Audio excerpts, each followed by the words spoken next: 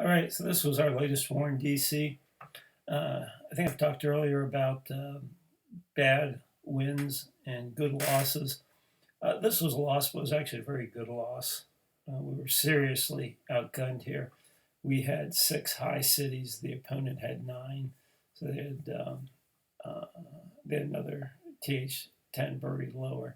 It was effectively a nine, but we were even up um, 2-2 on fully tricked out tens. Um, but then they had seven nines to our four nines, so we are almost outgunned 2-1 at the nine level, and we had similar problems down low. We had two of our kind of filler cities out there that really weren't in any kind of a position to hit anything, and we also opted in two guys who were opted out, so we didn't really expect them to play. So we had 22 attacks uh, realistically versus 30 in a war we were outgunned. So to only lose by four or by five here really was a pretty good job. So pop pop in here and see if I can get a replay on Zamel's attack on the number one city. So as you can see, this is a massively upgraded TH10.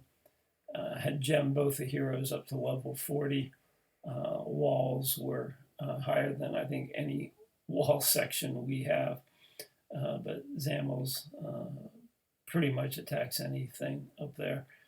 So he had the top two cities and got 43% one star. Not a bad outcome. And similarly, he got one star on number two. So this is how thinly spread we were. He had to hit one and two. I was left with three and four. I ran dragons on three. It was not a particularly brilliant dragon attack, and I'll show you where the problem was. So my idea, you'll see where the king's coming in up top there. What I was trying to do was cut a slight wedge right in there where that elixir storage was. And what I didn't want my dragons to do was to run along the side there. However, unfortunately, that king took out a lot more than I wanted it to, and you saw my dragon started to clump up there, and that's where the problem started. Whenever you get that kind of clumpy thing going on with your dragons, in general, what's going to happen the rest of the run is not good. So I tried to bring my queen in there in the bottom, hoping maybe to take out the final air defense there, but just didn't have enough power to take it. And therein lies the problem with dragons. Basically, you can run dragons at the weakest tens for 2 stars and the weakest nine for 3 stars. But if you really want a 3 star, a nine, you got to do something like this. So this was my other attack. So if you are a TH9 or TH10 and you see the city and you know how to run Jaihiho, oh my goodness, this was absolutely the perfect setup for Jaihiho. So yeah, I had a lot of walls there, and they were completely useless against this attack. As you'll see, I think one of our other guys runs Jaihiho, Whoop, and I'll show you a couple of his attacks. He was impressed with the hog deployment here. This is very, very much what they call the Asian wall deployment, where you just kind of lay the hogs out. You don't put them in a line attacking the city. You kind of spread them out. And anyway, that worked out pretty well. The problem with that was, so Whoop was our number 3 guy, and that left him with two pretty tough cities to run Jaihiho against. So this city does not say Jaihiho in any way, shape, or form, but Whoop did run it for 2 stars. And same thing, another one here. The air defense are just in really bad places there. This one's a little bit better. Let me see how this one ran. Go ahead and replay this. So yeah, the problem, of course, is getting your main attack force to get in there and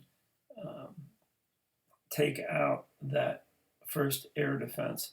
And as you see, that's kind of exactly where he had some problems. He did do it, but he had to send in some hogs behind it. When you have to do that, you don't really have the hogs you need to take out the defenses at the back, which is exactly where he was. And so, really, in my view, it was a good job running this attack for 2 stars, because typically it was 1 star or 3 stars. Okay, and then so that was it. You know, our first guy had 1 shot at 1 and 1 shot at 2. I had 1 shot at 3, 1 shot at 4.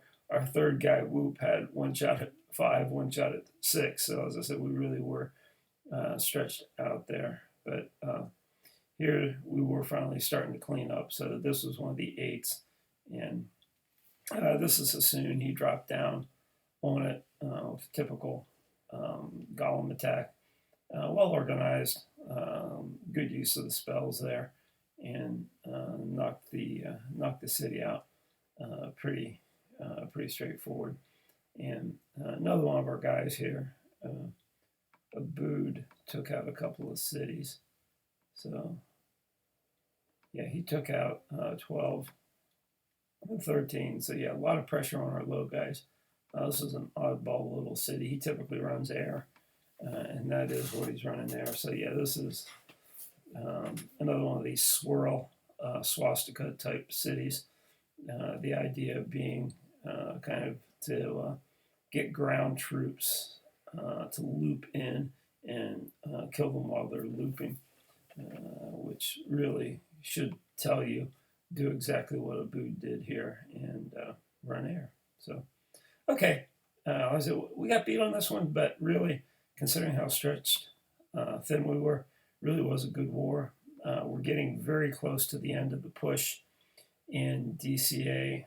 Another war or two, that'll be done, and we'll have a bit more activity in DC at that point, kind of back to normal operations there. DC will be our kind of our high-end warring clan. DCA will go back to farming, and DCW will be the feeder clan warring all the time. All right, cheers.